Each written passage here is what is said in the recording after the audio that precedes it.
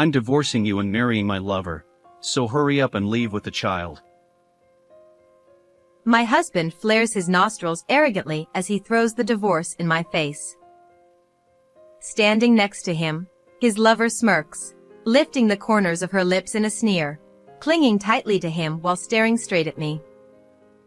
I had gone back to my parents' house, pregnant with our child, preparing for the birth. However, during that time, my husband never visited my parents' house, and he ignored all my attempts to contact him. When I returned home after giving birth, I found a strange woman and a little boy there. Isn't it obvious? They're my lover and our child. My husband, unperturbed, calmly admitted to his affair and announced he wanted a divorce.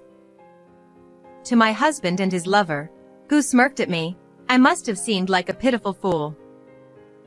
But in reality, it's the opposite. I can't help but feel sorry for them, blind to their own foolishness.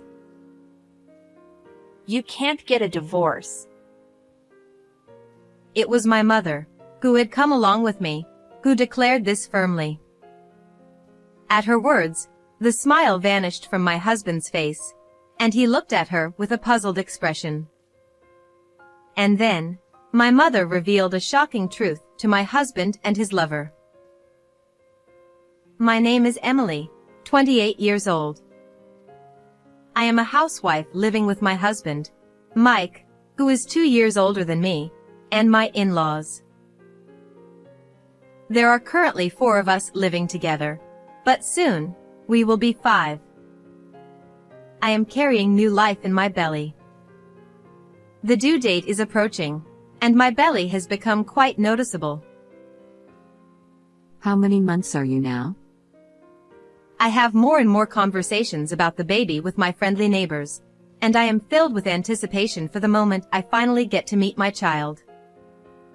Of course, there are moments when I feel a bit anxious or nervous, but the joy and other positive emotions are far greater. After all, it took 5 years of marriage for us to finally conceive. To get to this point, I underwent fertility treatments multiple times. There were more than a few moments when I almost lost hope. I remember fondly the times I shed tears secretly in the bathroom or the toilet after everyone had gone to bed. Since discovering my pregnancy, I began looking forward to regular checkups. Every time I saw the baby growing on the ultrasound, my heart felt warm. When the doctor told me the baby was a girl, I dreamed of a happy future. What kind of child would she become?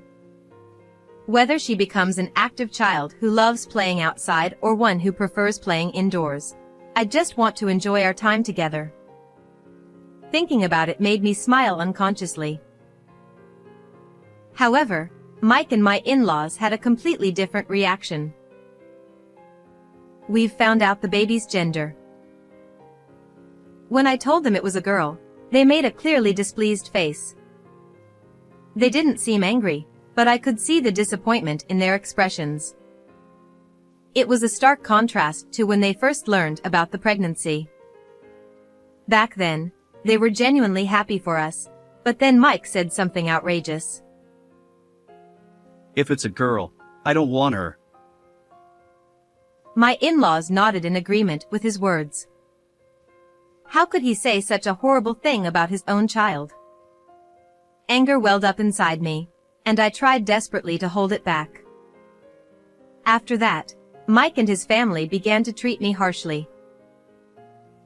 Before, when I was doing housework, my mother-in-law would say, Emily, you should rest.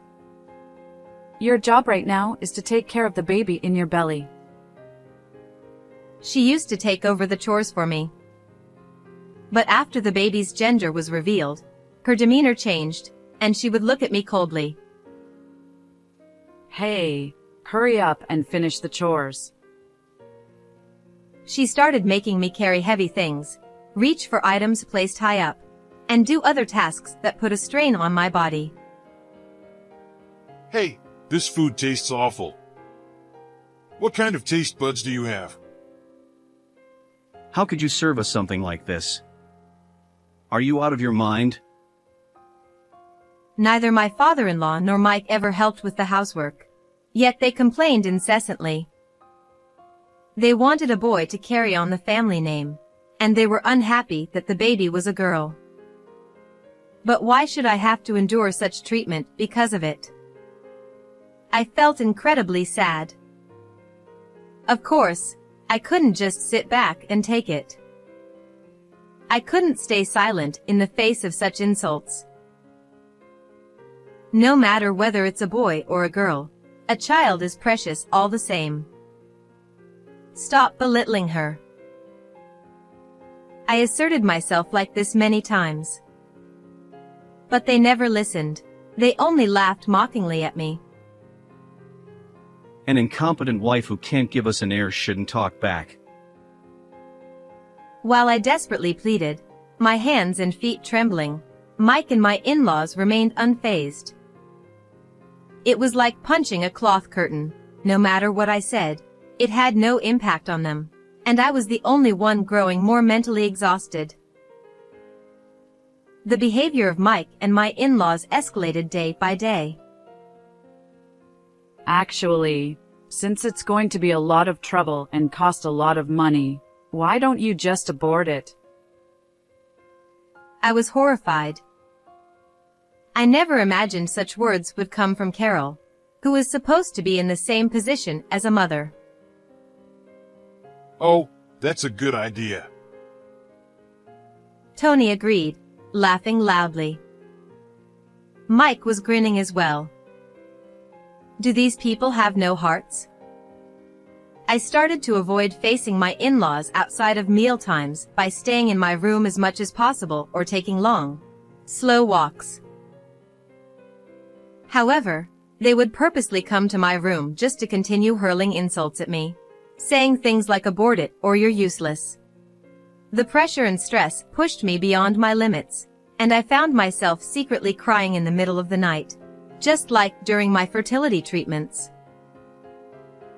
Staying in this house felt like it would drive me insane. It was as if I had been thrown into a den of demons. Stressing myself out like this would negatively affect the baby, and I wouldn't be able to give birth in peace. I decided to return to my parents' home earlier than planned. I called my mother, who lived alone at home, to discuss this. Yes, come back whenever you're ready. I know something's happened. She must have sensed something. She welcomed me warmly.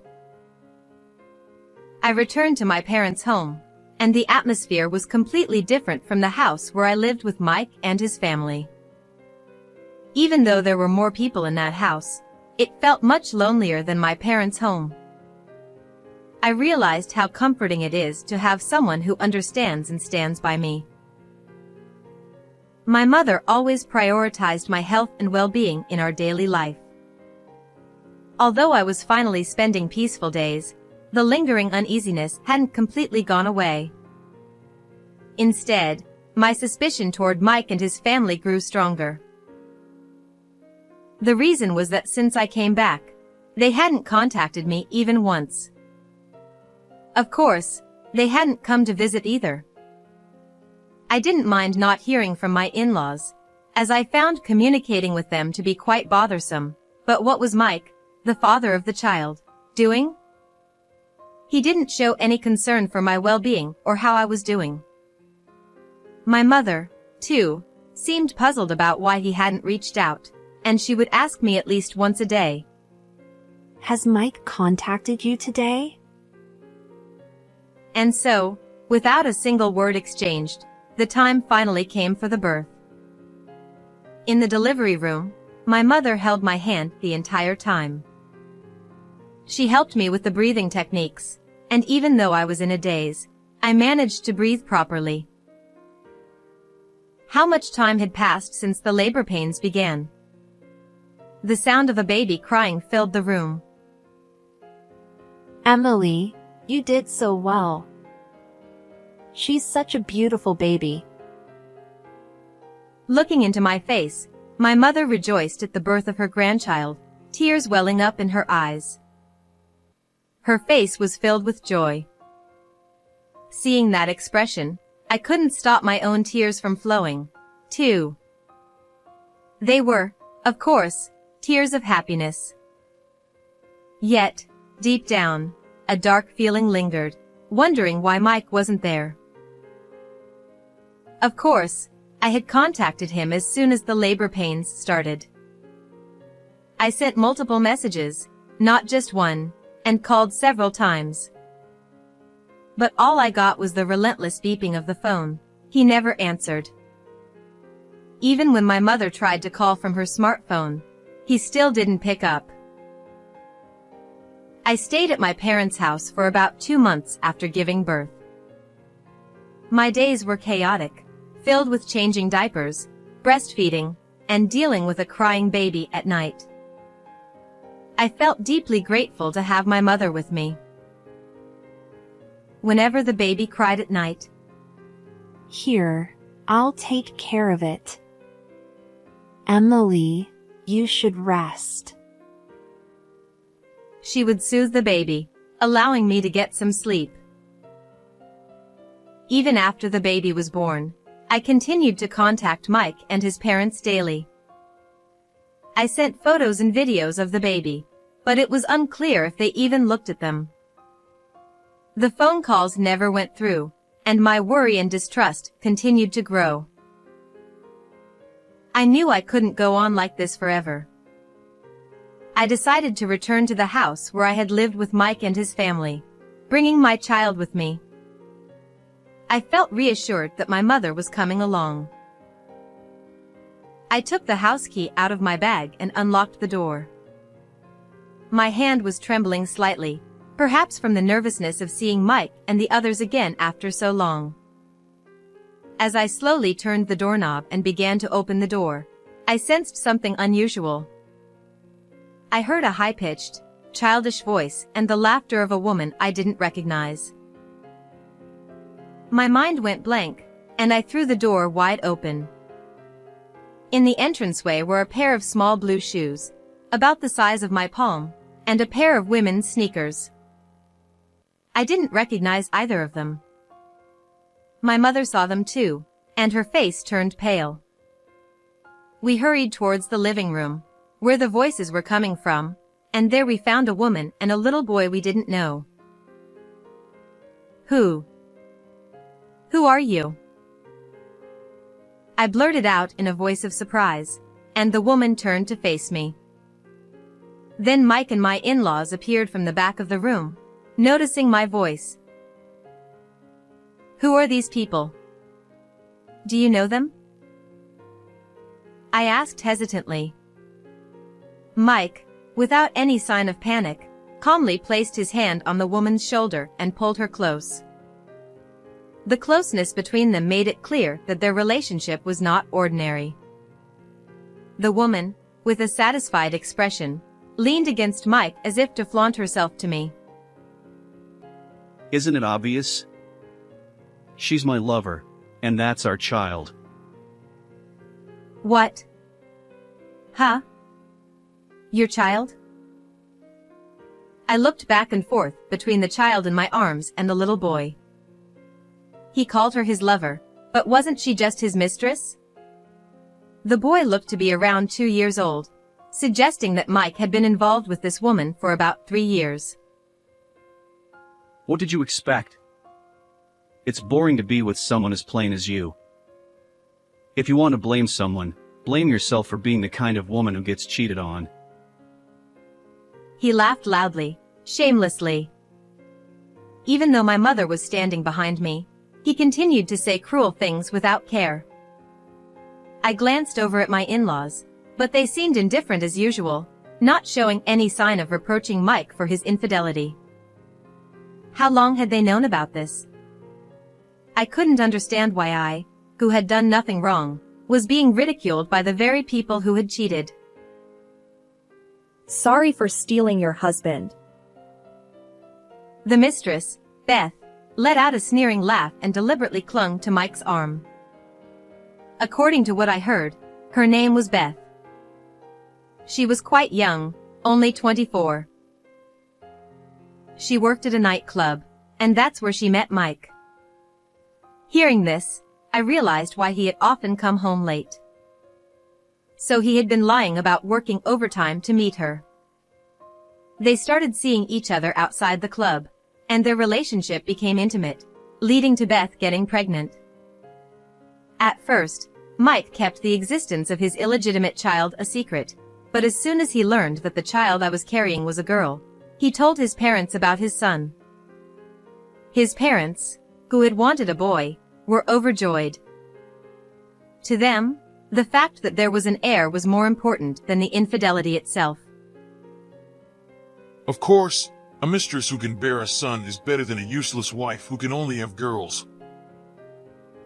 Hearing those words from my father-in-law, I glared at him sharply. So, I'm divorcing you and marrying Beth. Get out of here with your child. Mike flared his nostrils arrogantly, throwing the divorce in my face. Beth smirked, clinging tightly to him while staring straight at me. To them, I must have seemed like a pathetic fool. But in reality, it was the opposite. I couldn't help but feel sorry for them, blind to their own foolishness. You can't get a divorce. It was my mother who declared this firmly. At her words, the smile disappeared from Mike's face, and he looked at her with a puzzled expression. Because the only reason you've been able to succeed is that you're Emily's husband. In fact, the company Mike worked for belonged to my mother's brother. Mike himself wasn't particularly skilled at his job. The only reason he had been promoted was because of his connections. Divorcing me would mean losing his position. And besides, you were embezzling company funds, weren't you?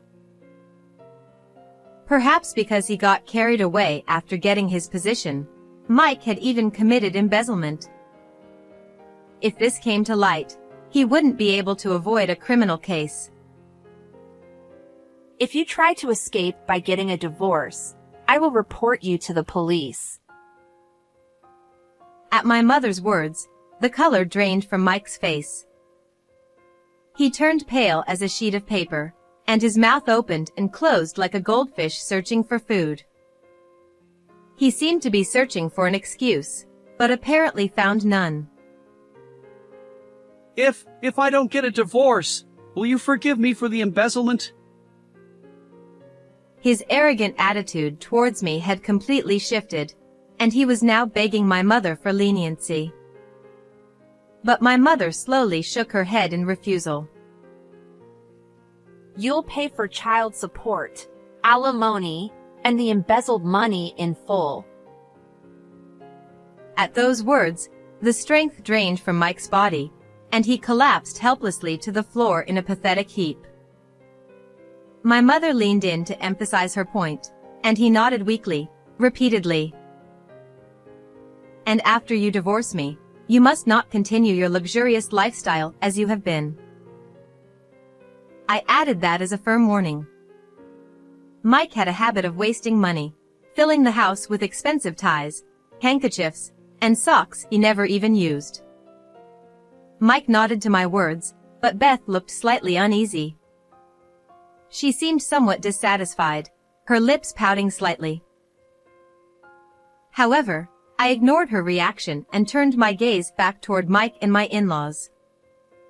I was about to add something else, but my words were cut off by my mother-in-law's angry outburst. How dare you, you insolent woman! A barren mare like you! Interrupted, I swallowed the words I was about to say. After that, Mike was not reported to the police. However, he was eventually dismissed from the company, receiving a disciplinary termination. A year has passed, and I was living happily with my child. No longer subjected to insults and abuse from Mike and his parents, my heart felt light and free.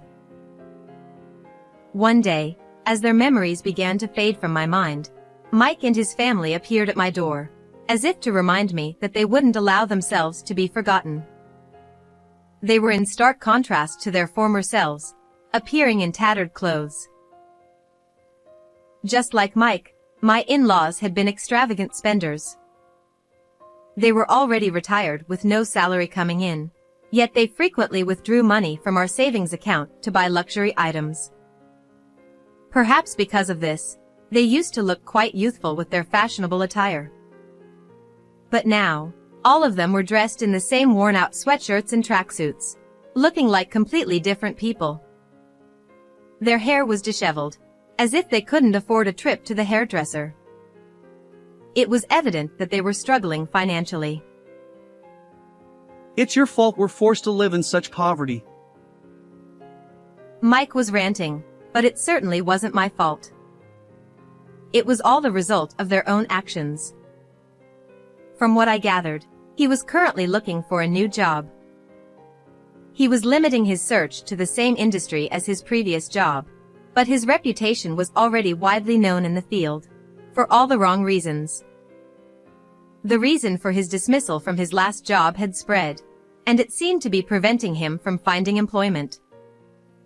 With no other choice, he had started doing part-time work, just to earn some daily income. It seemed they weren't exactly starving, since he was working from morning till night, but it was clear they were not living comfortably either. They had accumulated debt and were burdened with monthly repayments.